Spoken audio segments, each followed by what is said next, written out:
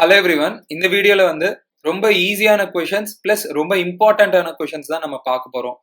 So last 4-5 டேஸ்ல நீங்க extra எதுவும் பார்க்காதீங்க. இந்த கொஷின்ஸை நல்லா ப்ராக்டிஸ் பண்ணுங்க. இந்த மாதிரி கொஷின்ஸை சால்வ் பண்ணுங்க. டிரான்சிஸ்டர் வீடியோ, டெலிஸ்கோப், மைக்ரோஸ்கோப், அப்புறம் ஃப்ளூயிட்ஸ். மோஸ்ட்லி நான் இந்த வீடியோஸ் போட்டுறேங்க. இந்த வீடியோஸ் மேல கான்செப்ட்ஸ் இம்பார்ட்டன்ட். நான் இந்த வீடியோஸ் போட்டுறேன். பிளஸ் நான் இம்பார்ட்டன்ட் கொஷின்ஸும் நான் போட்டுறேன். இந்த இம்பார்ட்டன்ட் கொஷின்ஸ் விடாதீங்க. இதை சால்வ் பண்ணுங்க. இந்த எக்ஸாம்பிள் பாருங்க.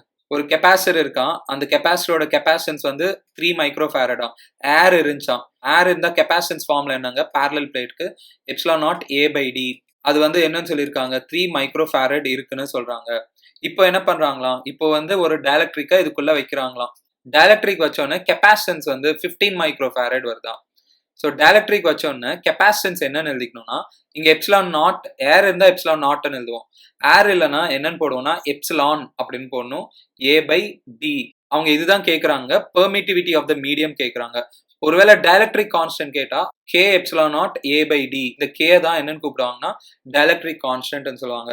ஸோ நீங்க ஒரு மெட்டீரியல் வச்சீங்கன்னா அதோட டைஎலக்ட்ரிக் கான்ஸ்டன்ட் கொடுத்துட்டாங்கன்னா அங்க நீங்க K-ன்னு சப்ஸ்டியூட் பண்ணிக்கலாம். எனிவே அவங்க இதுதான் கேட்கறாங்க. இப்போ இது ரெண்டு வேல்யூஸ்மே டிவைட் பண்ணுங்க. 3/15 இஸ் ஈக்குவல் டு, இது ரெண்டுமே டிவைட் பண்ணீங்கன்னா இது கேன்சல் ஆயிடும்.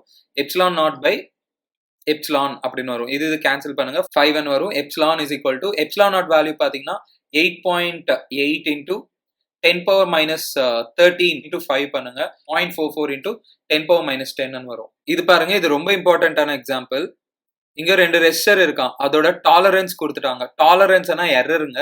இப்போ 10% டாலரன்ஸ்னா இதுல 10% எவ்வளவு இருக்குங்க, 0.6 இருக்கும்.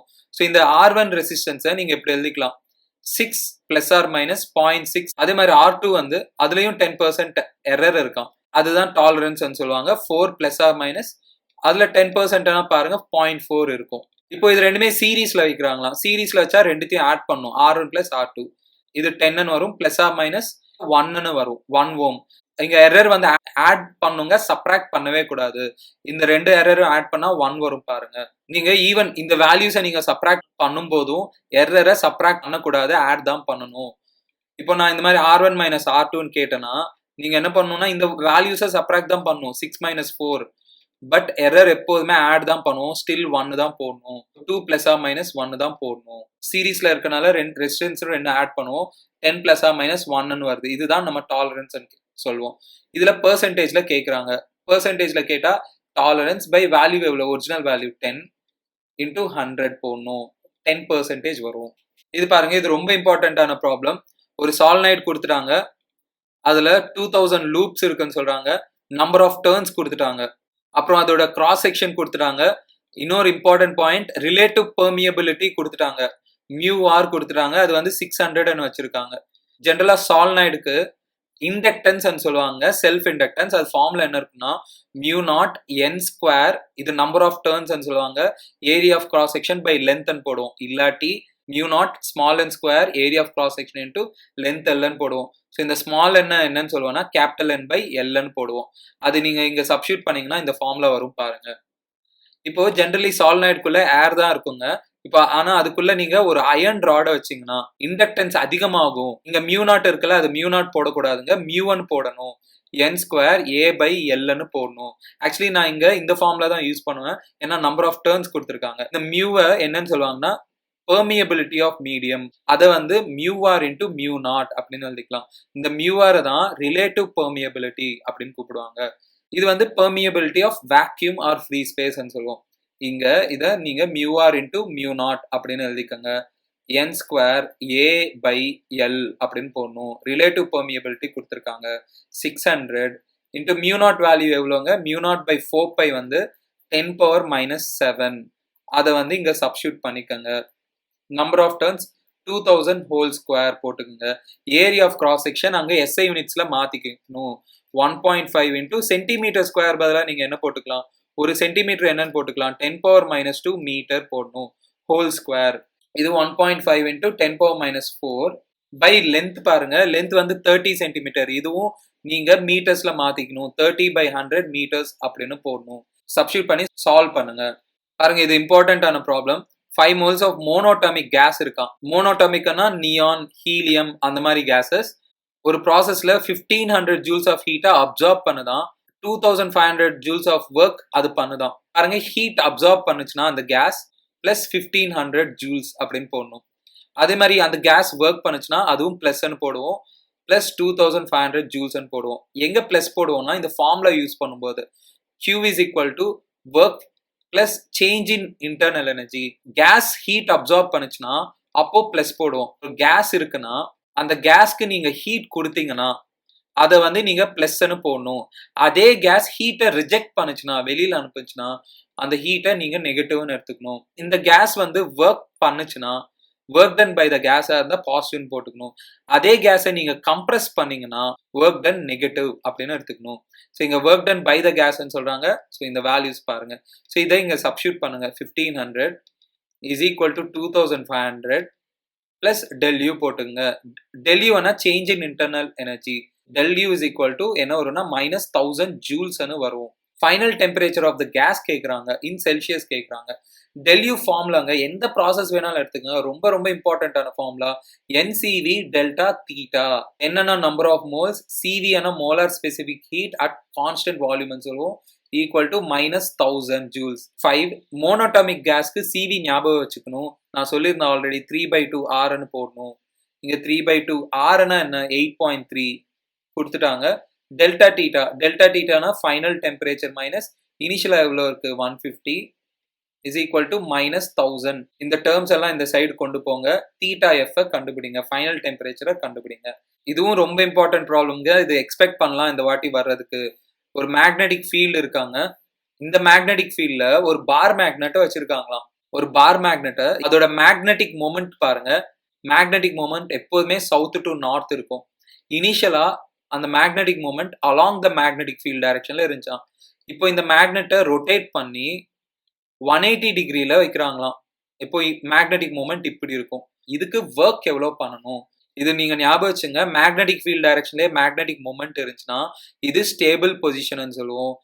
மேக்னெட்டிக் ஃபீல்டுக்கு மேக்னெட்டிக் மூமெண்ட் ஆப்போசிட் டைரக்ஷன்ல இருந்துச்சுன்னா இது அன்ஸ்டேபிள் ஈக்குலிபிரியம் பொசிஷன் அப்படின்னு சொல்லுவோம். ஒரு மேக்னெட்டை தீட்டா 1 பொசிஷன்ல இருந்து தீட்டா 2 பொசிஷன் கொண்டு போகணும்னா, இங்க தீட்டா என்னன்னா எம்முக்கும் பிக்கும் நடுவுல ஆங்கிள். தீட்டா 1ல இருந்து தீட்டா 2 கொண்டு போகணும்னா எக்ஸ்டர்னலா எவ்வளவு ஒர்க் பண்ணணும்னா இந்த ஃபார்முலா இருக்குங்க. இது ரொம்ப ரொம்ப இம்பார்ட்டன்டான formula. MB into cos theta 1 minus cos theta 2 அப்படின்னு ஒரு ஃபார்முலா இருக்கு. எம்னா மேக்னெட்டிக் மூமெண்ட், பின்னா நீங்க எந்த மேக்னெட்டிக் ஃபீல்ட்ல வச்சிருக்கீங்க, தீட்டா 1னா இனிஷியல் பொசிஷன், தீட்டா 2னா ஃபைனல் பொசிஷன். இங்க மேக்னெட்டிக் மூமெண்ட் என்னன்னு கொடுத்துருக்காங்க, 2 ampere meter square. B field எவ்வளோ 5 into 10 power minus 3 into cos of initial position பாருங்க 0 degree. இனிஷியலா எம்முக்கும் பிக்கும் angle 0 degree minus cos of ஃபைனலா பாருங்க 180 டிகிரி. காஸ் 180 வந்து மைனஸ் 1, இங்க 1. ஸோ இது 2 வரும் பாருங்க. இது சப்ஸ்டியூட் பண்ணீங்கன்னா 2 into 10 power minus 2 வரும் பாருங்க. கப்புள் ப்ரொடியூசர்ஸ், கப்புள்னா என்னன்னா இப்போ ஒரு ஆப்ஜெக்ட் இருக்குன்னு வச்சுக்கலாம். அந்த ஆப்ஜெக்ட் மேல ஆப்போசிட் டைரக்ஷன்ல ஈக்குவல் மேக்னிடியூட் ஃபோர்ஸஸ் அப்ளை பண்ணீங்கன்னா இந்த ஆப்ஜெக்ட் என்ன ஆகும் தெரியுமா, இப்படி ரொட்டேட் ஆகும். அபவுட் சென்டர் ரொட்டேட் ஆயிடும். வேல்யூ சேம் தான், ஆனா different opposite direction forces apply பண்றீங்க. நெட் ஃபோர்ஸ் வந்து 0 இருக்கும். இந்த ஆப்ஜெக்ட்க்கு ஆக்சலரேஷன் இருக்காது. நெட் ஃபோர்ஸ் 0 இருந்துச்சுன்னா நோ லீனியர் மோஷன், அது ஸ்ட்ரெயிட்டா மூவ் ஆகாதுங்க. ஆனா இங்க டார்க் இருக்கும். இந்த ஆப்ஜெக்ட் என்ன ஆகும்னா அபவுட் இந்த பாயிண்ட் ரொட்டேட் ஆகும். இந்த நெட் டார்க் தான் கப்புள் அப்படின்னு சொல்லுவோம். கப்புள் அப்போ நெட் ஃபோர்ஸ் இருக்காது, ஓன்லி ரொட்டேஷன் மட்டும் தான் இருக்கும். பியூர்லி ரொட்டேஷன் மட்டும் தான் இருக்கும். இந்த எக்ஸாம்பிள் பாருங்க, ஒரு டிஸ்க் இருக்கா, அது மேல ஃபோர்ஸ் அப்ளை பண்றாங்களாம். ஸோ எவ்வளோ டான்ஜென்ஷியல் ஃபோர்ஸ் அப்ளை பண்ணும் ஸோ தட் அந்த டிஸ்க் வந்து ரொட்டேட் ஆகுமா. இனிஷியலா அதோட ஆங்குலர் வெலாசிட்டி வந்து 0. இந்த மாதிரி ஃபோர்ஸ் டான்ஜென்ஷியல் அப்ளை பண்ணிட்டே இருந்தா என்ன ஆகும், இதோட ஆங்குலர் ஸ்பீட் இன்க்ரீஸ் ஆகிட்டே இருக்கும்.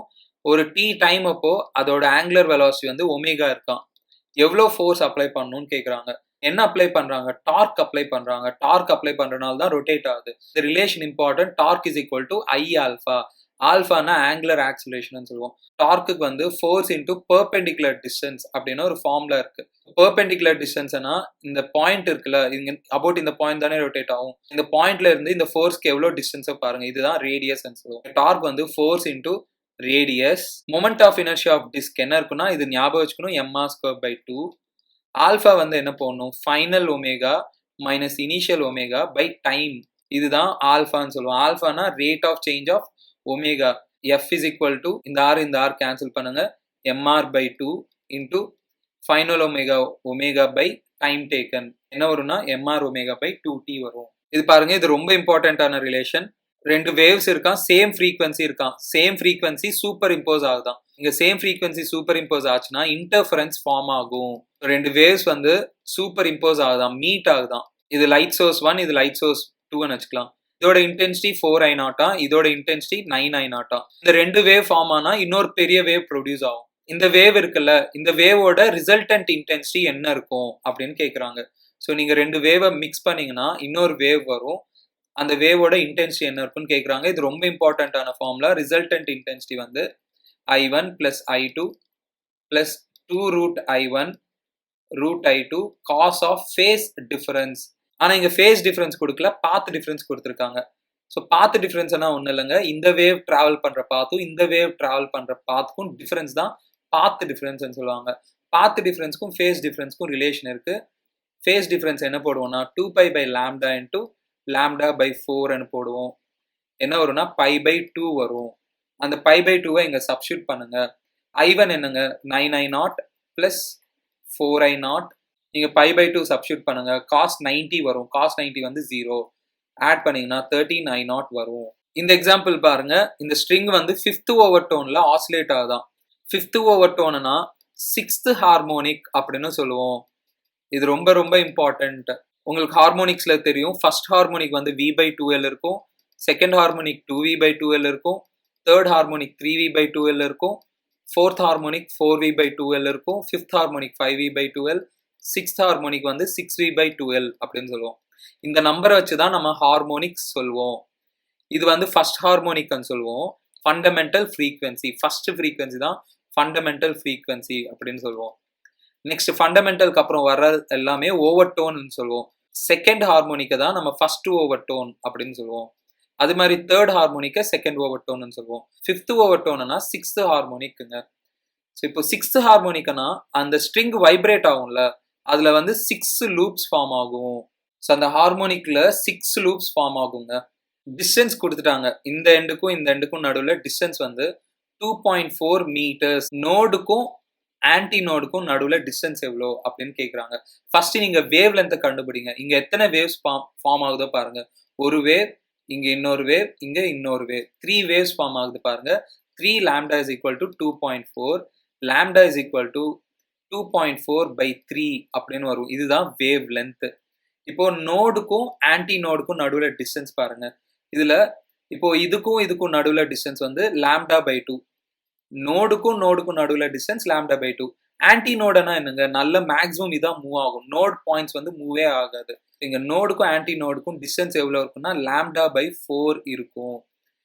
λ ஆல்ரெடி 2.4/3. ஸோ அந்த டிஸ்டன்ஸ் நோடுக்கும் ஆன்டி நோடுக்கு எக்ஸ்ன்னு வச்சுக்கலாம். அது வந்து λ/4 வரும்.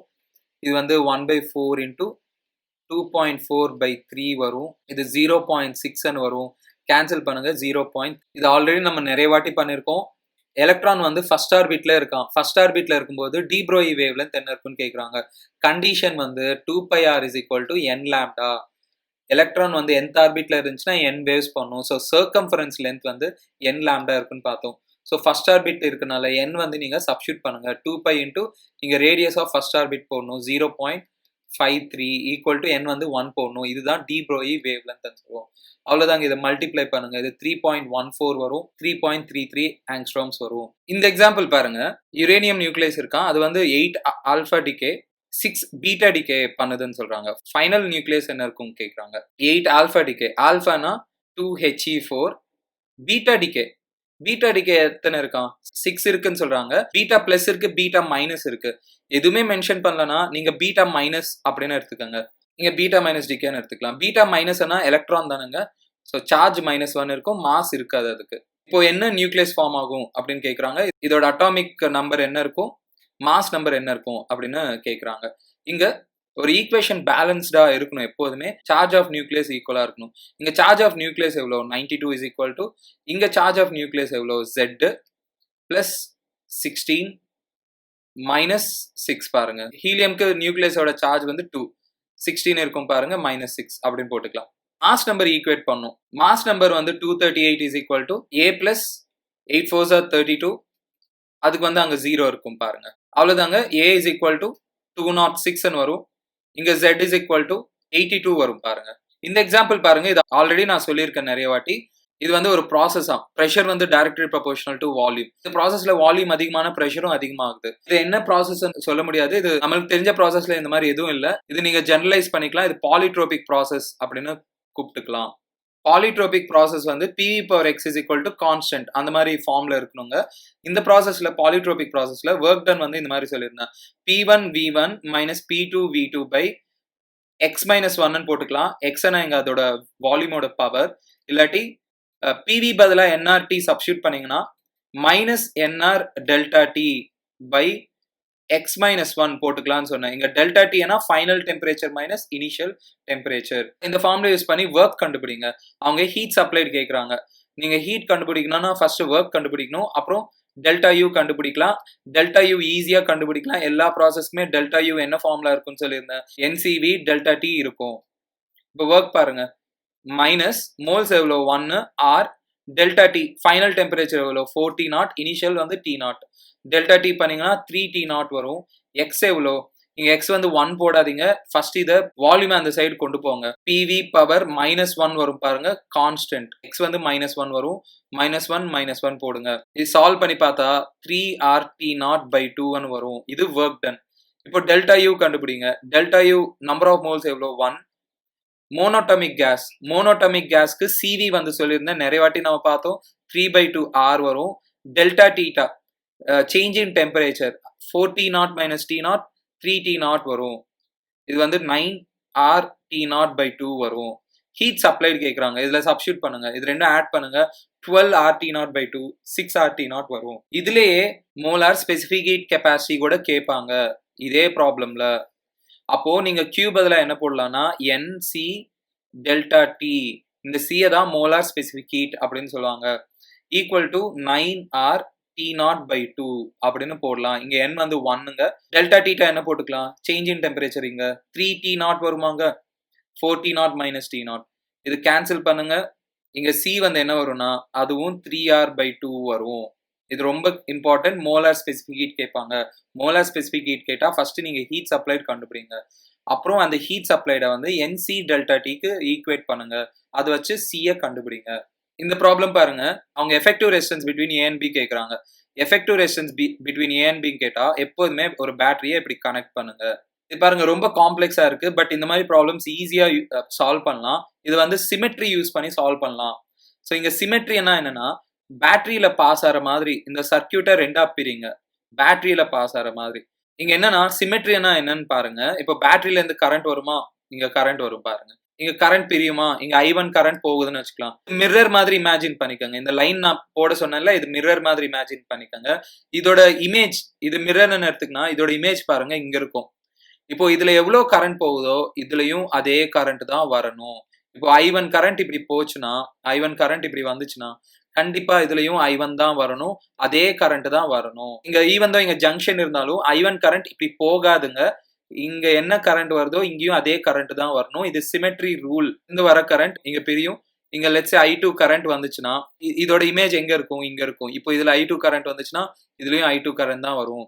அப்படின்னா அர்த்தம் என்ன? இங்க இருந்து வர கரண்ட் அது இப்படி வந்துருது. இங்க போகல. அதே மாதிரி இங்க இருந்து போற கரண்ட் அப்படியே தான் போகுது.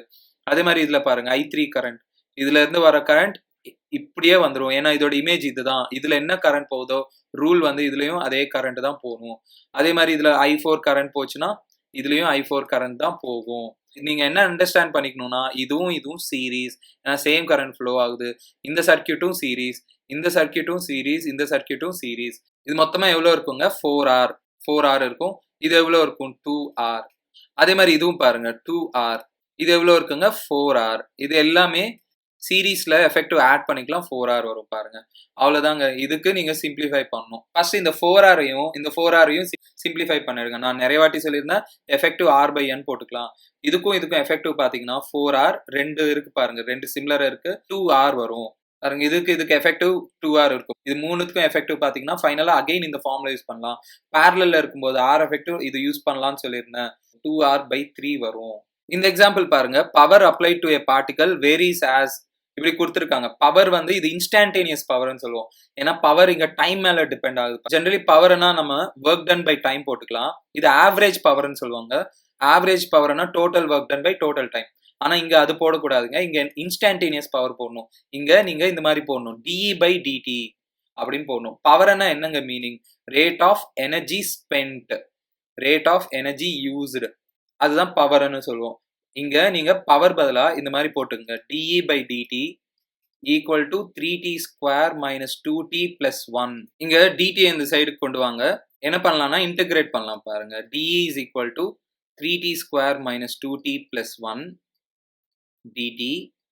அப்புறம் இன்டகிரேட் பண்ணுங்க. டிஇ ஒரு சைடு இருக்கு, டிடி ஒரு சைடு, இது இன்டகிரேட் பண்ணலாம். k1 போட்டுங்க, இனிஷியல் கைனடிக் எனர்ஜி, இது ஃபைனல் கைனடிக் எனர்ஜி போடுங்க. இங்க லிமிட்ஸ் என்ன போடணும்? 2 to 4ல இருந்து சேஞ்ச் இன் கைனடிக் எனர்ஜி தான் அவங்க கேக்குறாங்க. இதை நீங்க இன்டகிரேட் பண்ணா இ வரும். இதுல சப்ஸ்டியூட் பண்ணீங்கன்னா என்ன வருங்க? k2 மைனஸ் k1 வரும். இதை இன்டகிரேட் பண்ணா என்ன வருங்க? 3t³ பை 3 வரும்.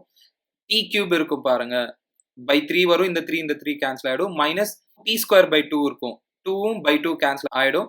t ஸ்கொயர் இருக்கும் பிளஸ் t. லிமிட்ஸ் வந்து 2 to 4 போடணும். ஃபர்ஸ்ட் 4 சப்ஸ்டியூட் பண்ணுங்க. 4³ எவ்வளோ? 64 minus 4 square 16 plus 4 minus 2 substitute பண்ணுங்க. அப்புறம் 8 மைனஸ் 4 பிளஸ் 2 அப்படின்னு வரும். இதுதான் சேஞ்ச் இன் கைனடிக் எனர்ஜி. இது சால்வ் பண்ணி பாருங்க, 46 ஜூல்ஸ் வரும். இந்த எக்ஸாம்பிள் பாருங்க, ஒரு லூப் வந்து மூவ் ஆகுதான். இஎம்எஃப் இன்டியூஸ் எந்த வயர்ல இருக்கும் அப்படின்னு கேக்குறாங்க. இப்போ மேக்னெட்டிக் ஃபீல்ட்ல ஒரு ராட் மூவ் ஆனா எப்போ இஎம்எஃப் இன்டியூஸ் ஆகும்னா அதோட லென்த்துக்கு வந்து பெர்பெண்டிகுலரா மூவ் ஆகணும். லென்த்துக்கு பெர்பெண்டிகுலரா மூவ் ஆனாதான் அதுல சார்ஜஸ் செப்பரேட் ஆகும், மோஷனல் இஎம்எஃப் கிரியேட் ஆகும். ஃபிளெமிங்ஸ் லெஃப்ட் ஹேண்ட் ரூல் யூஸ் பண்ணுங்க. மேக்னெட்டிக் ஃபீல்ட் இன்வர்ட் இருக்கு, வெலாசிட்டி இந்த டைரக்ஷன்ல இருக்கு. ஸோ இங்க force on positive charge upward இருக்கும் பாருங்க. ஃபிளெமிங்ஸ் லெஃப்ட் ஹேண்ட் ரூல் யூஸ் பண்ணுங்க. இங்க force on positive charge upward இருக்கும். அதே மாதிரி force on negative charge downward இருக்கும், ரிவர்ஸா இருக்கும். இது வந்து ஒரு பேட்டரியா பிஹேவ் பண்ணும் பாருங்க. இந்த மாதிரி பிஹேவ் பண்ணும். பிளஸ் மைனஸ் இந்த மாதிரி பிஹேவ் பண்ணும். ஆக்சுவலி என்ன ஆகும்னா ஒரு பேட்டரி கிரியேட் ஆகும். இந்த மாதிரி பிளஸ் மைனஸ் இங்க கிரியேட் ஆகும். இந்த ராட்ல சார்ஜஸ் செப்பரேட் ஆகும். இதே rod parallel to length move ஆச்சுன்னா இதுல இஎம்எஃப் கிரியேட் ஆகாது, பேட்டரி கிரியேட் ஆகாது. இது ஞாபகம் வச்சுங்க. லென்த்துக்கு பெர்பெண்டிகுலரா இருக்கணுங்க. அந்த ராடோட லென்த்துக்கு வெலாசிட்டி பெர்பெண்டிகுலரா இருந்தா தான் அப்போ சார்ஜஸ் செப்பரேட் ஆகும். இதுல இஎம்எஃப் கிரியேட் ஆகாது. இங்க இஎம்எஃப் பேட்டரி கிரியேட் ஆகாது, இங்கேயும் பேட்டரி கிரியேட் ஆகாது. ஆனா இங்கேயும் கிரியேட் ஆகுங்க. இங்க எப்படி கிரியேட் ஆச்சோ இங்கேயும் அதே மாதிரி தான் கிரியேட் ஆகும். ஸோ இங்க பேட்டரி இந்த மாதிரி கிரியேட் ஆகுங்க.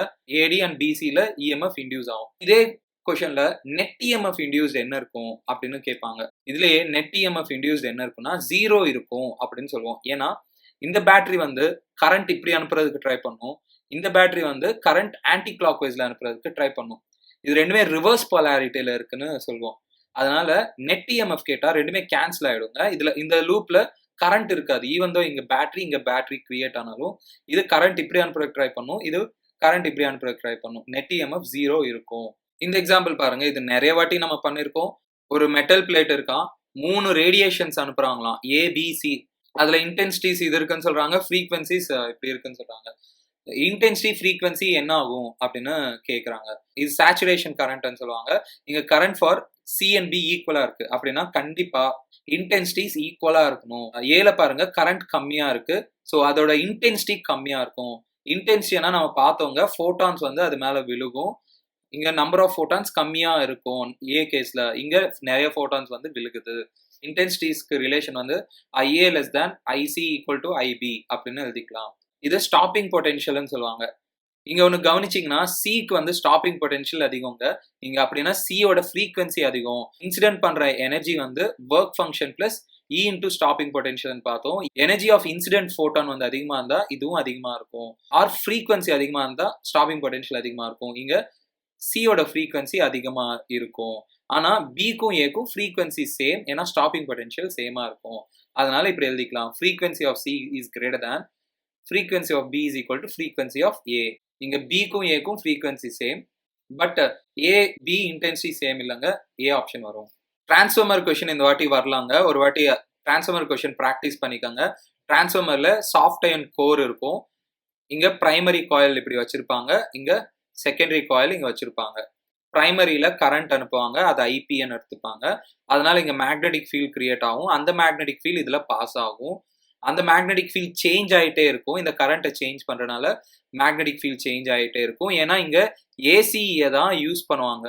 இந்த ஏசி சோர்ஸ் தான் யூஸ் பண்ணுவாங்க. Transformer works only for AC.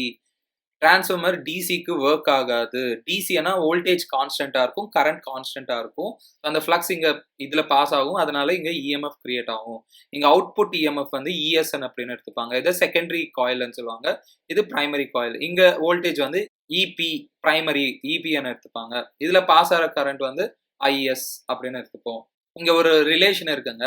Transformer ஐடியலா இருந்தா NP by NS is equal to EP by ES, primary voltage, primary across voltage, ES னா செகண்டரியோட வோல்டேஜ். ஆனா கரண்ட் வந்து ரிவர்ஸா இருக்கும். IS by IP இன்வர்ஸா இருக்கும்.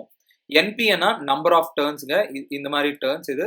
NS னா செகண்டரி காயில்ல எத்தனை டர்ன்ஸ் இருக்கோ அதுதான் NS. பிரைமரிக்கு வோல்டேஜ் கொடுத்துட்டாங்க, இது EP. இது வந்து ES கொடுத்துட்டாங்க. செகண்டரியில கரண்ட்டும் கொடுத்துட்டாங்க பாருங்க. The secondary is connected to a load. So இங்கே வந்து ஒரு லோடுனா இங்கே ஒரு ரெசிஸ்டன்ஸ் கனெக்ட் பண்ணியிருப்பாங்க. அதில் பாஸ் ஆகிற கரண்ட் 5 ஆம்பியரா. அப்படின்னா செகண்டரியில் ஸோ இங்கே ரெசிஸ்டன்ஸ் இருக்கும், அதில் பாஸ் ஆகிற கரண்ட் 5 ஆம்பியர்னு சொல்லியிருக்காங்க.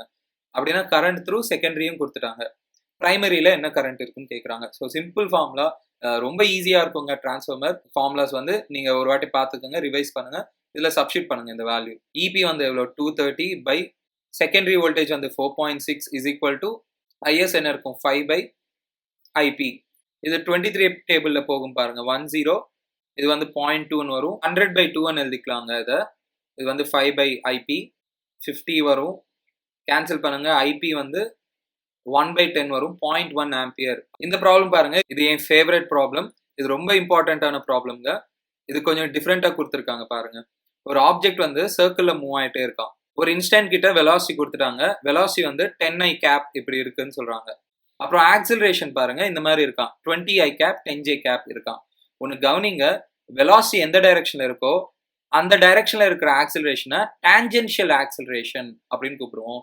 வெலாசிட்டி எந்த டைரக்ஷன்ல இருக்கோ அதுக்கு பெர்பெண்டிகுலர் டைரக்ஷன்ல இருக்கிறது வந்து சென்ட்ரிபெட்டல் ஆக்சிலரேஷன். ஸோ இந்த J கேப் I கேப் வச்சு வெலாசிட்டி 10 I கேப்னு இருக்கா அதே டைரக்ஷன்ல தான் இதுவும் இருக்கும். கண்டிப்பா இது வந்து டான்ஜென்ஷியல் ஆக்சிலரேஷன், இது வந்து சென்ட்ரிபெட்டல் ஆக்சிலரேஷன். டான்ஜென்ஷியல் ஆக்சிலரேஷனுக்கு ஃபார்முலா இருக்குங்க, dv by dt அப்படின்னு ஃபார்முலா இருக்கு. அதே மாதிரி ஏசி சென்ட்ரிபெட்டல் ஆக்சிலரேஷனுக்கும் ஃபார்முலா இருக்குங்க, v ஸ்கொயர் பை r. இப்போ என்ன கேட்குறாங்க, rate of change of kinetic energy at that instant கேட்குறாங்க. கண்டிப்பா இங்க ஸ்பீட் மாறிட்டே இருக்குங்க, கைனெடிக் எனர்ஜியும் மாறிட்டே இருக்கும். பாருங்க, டான்ஜென்ஷியல் ஆக்சிலரேஷன் இருந்தா ஸ்பீட் மாறிட்டே இருக்கும், அதனால கைனெடிக் எனர்ஜியும் மாறிட்டே இருக்கும். அவங்க rate of change of kinetic energy கேட்குறாங்க. கைனெடிக் எனர்ஜினா ½ mv ஸ்கொயர். இப்போ நீங்க என்ன கண்டுபிடிக்கணும்னா rate of change of dk by dtங்க. இதை டிஃபரன்ஷியேட் பண்ணும், கைனெடிக் எனர்ஜி பை டைம் பண்ணும். இதை டிஃபரன்ஷியேட் பண்ணா பாருங்க, dk by dt is equal to ½ m v ஸ்கொயரை டிஃபரன்ஷியேட் பண்ணா 2v into dv by dt அப்படின்னு வரும். பாருங்க, v ஸ்கொயரை டிஃபரன்ஷியேட் பண்ணா 2v, செயின் ரூல் நம்ம வித் ரெஸ்பெக்ட் டு டைம் பண்றோம், dv by dt வரும். 2 கேன்சல் பண்ணுங்க. மாஸ் எவ்வளவு கொடுத்துருக்காங்கன்னா 100 கிராம்ஸ் கொடுத்துருக்காங்க. அது கேஜில மாத்திக்குங்க. கேஜில மாத்திக்கணும்னா by 1000 போடுங்க. என்ன வரும், 1 by 10 வரும். ஸ்பீட் என்னன்னு கொடுத்துருக்காங்க பாருங்க, 10 கொடுத்துருக்காங்க. அப்புறம் dv by dt, இதுதான் இம்பார்ட்டன்டான பாயிண்ட். அதுதான் டான்ஜென்ஷியல் ஆக்சிலரேஷன். அது எவ்வளவு இருக்கோ பாருங்க, 20 இருக்கு. இது சால்வ் பண்ணுங்க, 20 வரும் பாருங்க. இது பாருங்க, இது பிளேனோ கான்கேவ்னு சொல்றாங்க. பிளேனோ கான்கேவ்னா இப்படி இருக்குங்க. பவர் கேக்குறாங்க. ஃபர்ஸ்ட் நீங்க ஃபோக்கல் லென்த் கண்டுபிடிங்க. ஃபோக்கல் லென்த் ஃபார்முலா வந்து ஜென்ரலா இந்த மாதிரி இருக்குங்க, mu lens by mu medium minus 1 into 1 by r1 minus 1 by r2 அப்படின்னு ஒரு ஃபார்முலா இருக்குங்க. r1னா ஒரு சர்ஃபேஸோட ரேடியஸ், r2னா செகண்ட் சர்ஃபேஸோட ரேடியஸ்ங்க. இதுக்கு ஃபோக்கல் லென்த் கேக்குறாங்களா, நீங்க என்ன பண்ணலாம்னா 1 by f is equal to mu lens, அதுதான் கிளாஸ், அது கொடுத்துட்டாங்க பாருங்க, 1.5 by மியூ மீடியம். மியூ மீடியம்னா நம்ம இது ஏர்ல தான் யூஸ் பண்றோங்க, refractive index 1 minus 1 into 1 by, பாருங்க பிளேனுக்கு ரேடியஸ் வந்து இன்ஃபைனைட் இருக்கும், அதனால நீங்க இன்ஃபைனைட்னு போட்டுருங்க, மைனஸ் 1 by, இது கான்கேவ் சர்ஃபேஸ் பாருங்க, கண்டிப்பா இங்க மைனஸ் வரணும். டைரக்டா நீங்க 100 சென்டிமீட்டர்ஸ் போட்டுடலாங்க. பிளேனோ கான்கேவ் இருந்துச்சுனாலே நீங்க டைரக்டா 1 by f is equal to mu minus 1 into minus 1 by r அப்படின்னு போட்டுடலாம் பிளேனோ கான்கேவ்க்கு. அதே பிளேனோ கான்வெக்ஸ்ன்னு சொல்லுவாங்க, அதுக்கு இந்த மைனஸ் வராதுங்க. இதுக்கு ஃபோக்கல் லென்த் வந்து மியூ மைனஸ் 1 into பிளஸ் 1/rன்னு வரும். பிளேனோ கான்வெக்ஸ்க்கு. இது ஞாபகம் வச்சுங்க. கான்வெக்ஸ்க்கு ஃபோக்கல் லென்த் பாசிட்டிவா இருக்குங்க. கான்கேவ்க்கு ஃபோக்கல் லென்த் நெகட்டிவ் வரும். பவர் கேக்குறாங்கல்ல, பவர்னா 1/4 ஃபோக்கல் லென்த். இதுவும் இன்னொரு பாயிண்ட்.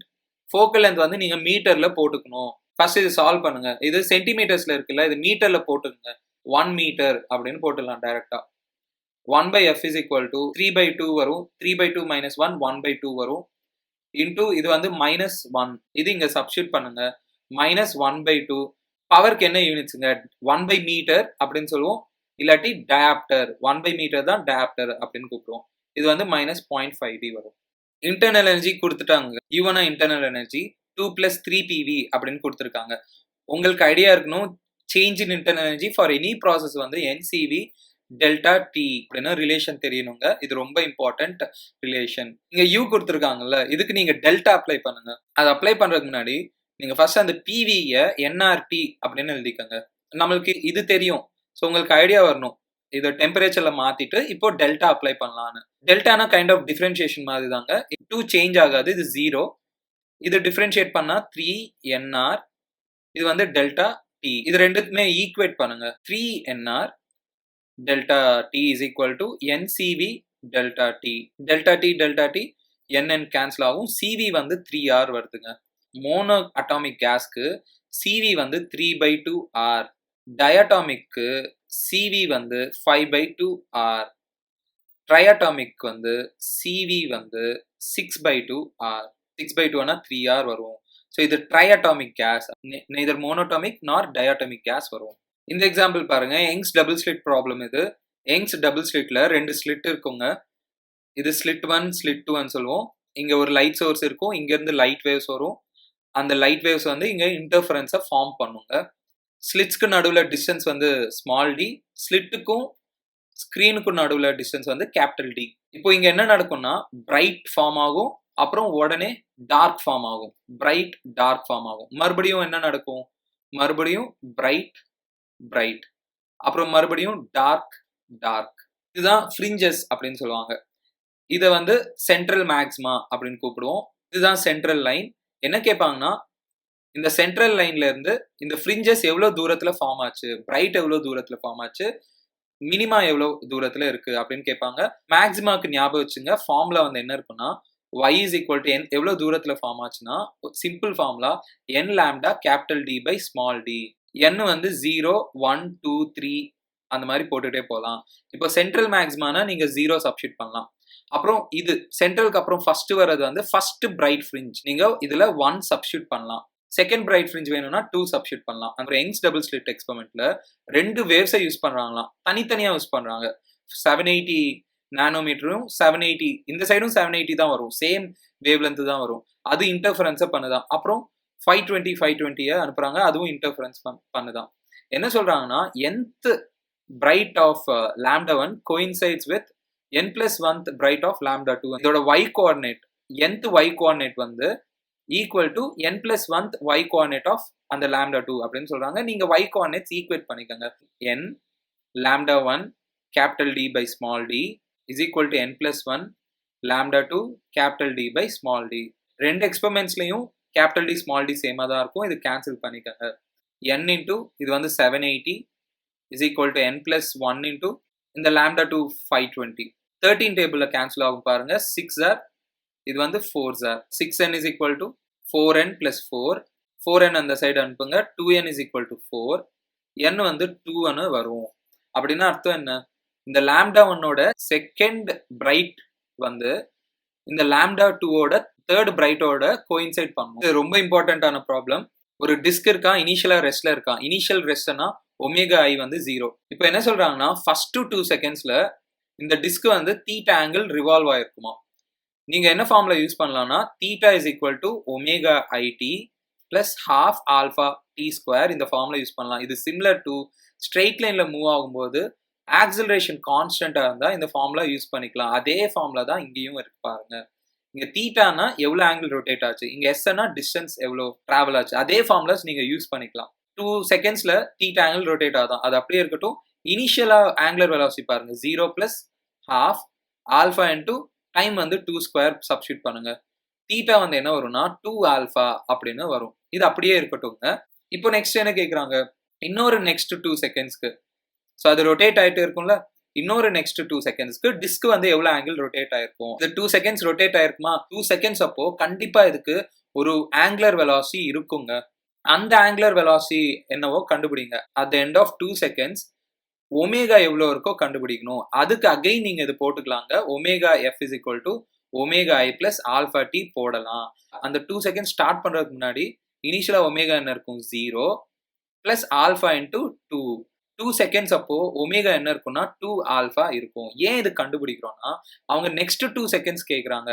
நெக்ஸ்ட் 2 செகண்ட்ஸ் அப்போ இனிஷியலா ஒமேகா என்ன இருக்கும், இப்போ இந்த ஒமேகா நீங்க போடணும். இப்போ நெக்ஸ்ட் 2 செகண்ட்ஸ்க்கு தீட்டா 2 வச்சுக்கிறேன். ஒமேகா ஐ இப்போ என்ன போடணும்னா, ஃபர்ஸ்ட் 2 செகண்ட்ஸ் முடியறப்போ என்ன ஆங்குலர் வெலாசிட்டி இருந்திருக்கும் ஒமேகா, அதுதான் நம்ம கண்டுபிடிச்சோம். 2 ஆல்ஃபா இன்டூ நெக்ஸ்ட் 2 செகண்ட்ஸ் கண்டுபிடிக்கணும். ஸோ 2 டைம் வந்து 2 போட்டுக்கலாம். Half alpha 2 square. இந்த சால்வ் பண்ணுங்க. என்ன வரும்னா 4 ஆல்ஃபா வரும். 6 ஆல்ஃபா அப்படின்னு வரும். ஆனா 2 ஆல்ஃபானா என்னங்க, தீட்டா இல்ல. 3 இன்டூ 2 ஆல்ஃபா அப்படின்னு எழுதிக்கலாம். இது வந்து 3 தீட்டா வரும். ஸோ ஃபர்ஸ்ட் 2 செகண்ட்ஸ்ல தீட்டா ரொட்டேட் ஆயிருந்தா நெக்ஸ்ட் 2 செகண்ட்ஸ்ல எவ்வளவு ஆங்கிள் ரொட்டேட் ஆயிருக்கும்னா 3 தீட்டா ரொட்டேட் ஆயிருக்கும். இது ரொம்ப இம்பார்ட்டன்டான ப்ராப்ளம். நீங்க ஒரு வாட்டி பிராக்டிஸ் பண்ணுங்க. பாருங்க, 2 பார்ட்டிகல்ஸ் இருக்கான், அதுக்கு ஈக்குவல் சார்ஜஸ் இருக்கான். அது வந்து சேம் பொட்டன்ஷியல் டிஃபரன்ஸ்ல ஆக்சலரேட் பண்றாங்களாம், யூனிஃபார்ம் மேக்னெட்டிக் ஃபீல்ட்ல அனுப்புறாங்களாம். அதோட ரேடியஸ் R1 R2ன்னு கொடுத்துட்டாங்க. Mass of X by mass of Y என்ன இருக்குன்னு கேட்குறாங்க. சார்ஜ் வந்து மேக்னெட்டிக் ஃபீல்ட்ல பெர்பெண்டிகுலரா என்டர் ஆச்சுன்னா அதோட வெலாசிட்டியும் மேக்னெட்டிக் ஃபீல்டும் பெர்பெண்டிகுலரா இருந்தா பாருங்க, இங்க மேக்னெட்டிக் ஃபீல்ட் இன்வர்ட் இருக்கு, வெலாசிட்டி இப்படி இருக்கு. மேக்னெட்டிக் ஃபீல்டுக்கும் வெலாசிட்டிக்கும் ஆங்கிள் 90 டிகிரி இருக்கு பாருங்க. அப்படி இருந்தா அந்த சார்ஜ் வந்து சர்க்கிள்ல மூவ் ஆகும். அதோட ரேடியஸ் வந்து ஆர். இந்த ரேடியஸ்க்கு ஃபார்முலா இருக்குங்க, mv பை bq. mv பதிலா நீங்க போட்டுக்கலாம் மொமெண்டம் பை bq. மொமெண்டம் பதிலா நீங்க √2m into kinetic energy by bq போடலாம். அப்புறம் கைனடிக் எனர்ஜி பதிலா √2m இன்டூ, ரொம்ப இம்பார்ட்டன்டான ரிலேஷனுங்க, இந்த வாட்டி கேட்கலாம். கைனடிக் எனர்ஜிக்கும் ஆக்சலரேட்டிங் பொட்டன்ஷியலுக்கும் ரிலேஷன் இது. இங்க V0 வந்து ஆக்சலரேட்டிங் பொட்டன்ஷியல்னு சொல்லுவாங்க. நீங்க ஒரு சார்ஜை V0 பொட்டன்ஷியல் டிஃபரன்ஸ்ல ஆக்சலரேட் பண்ணீங்கன்னா இவ்வளோ கைனடிக் எனர்ஜி வரும். ஸோ கைனடிக் எனர்ஜியை நீங்க Q இன்டூ V0 அப்படின்னு கூட எழுதிக்கலாம் பை BQ.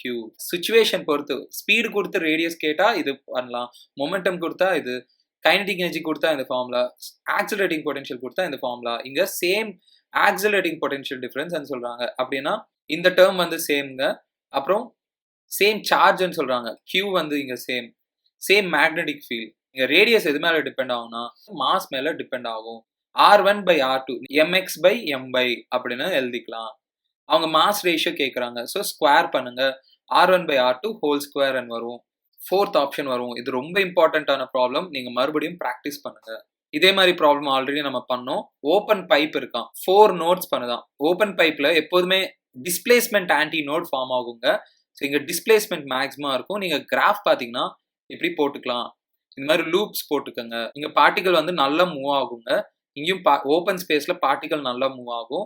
நோட்ஸ் வந்து எவ்வளோ இருக்கோ பாருங்க. நோடுனா ஒரு பாயிண்ட்டுங்க, அந்த பாயிண்ட் மூவே ஆகாது. இங்க 1 2 3 4 நோட்ஸ் ஃபார்ம் ஆகுதான். ஸோ நான் இன்னும் இப்படி எழுதிக்கிறேன் பாருங்க, இப்போ கரெக்டா இருக்கும். எப்போதுமே இங்க ஆன்டி நோட் தான் ஃபார்ம் ஆகும். ஸோ இந்த பாயிண்ட்ஸ் எல்லாமே ஆன்டி நோட்ஸ் அப்படின்னு சொல்லுவாங்க. இந்த பாயிண்ட்ஸ் நல்லா மூவ் ஆகும், இந்த பாயிண்ட்ஸ் மூவே ஆகாது.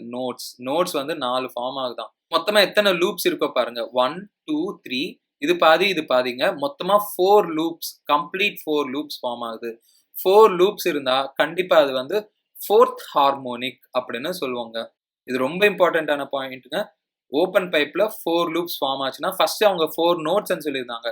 ஸோ நீங்க டிரா பண்றதுக்கு ட்ரை பண்ணுங்க. 4 டாட்ஸ் வச்சுட்டு 4 லூப்ஸ் வர மாதிரி நீங்க பாருங்க. நீங்க கவனிச்சீங்கன்னா கம்ப்ளீட்லி 4 லூப்ஸ் பண்ணுது. கண்டிப்பா இது 4th ஹார்மோனிக். ஓப்பன் பைப்ல ஃப்ரீக்வன்சி என்ன இருக்குங்க, ஃபார்முலா NV பை 2L. இங்க என்னன்னா எந்த ஹார்மோனிக்கோ அந்த நம்பர் போடணும். இங்க 4th ஹார்மோனிக் சொன்னதுனால அங்க 4 போட்டுக்குங்க. 4V by 2L. V என்ன ஸ்பீட் ஆஃப் சவுண்ட், L னா லென்த் ஆஃப் பைப்.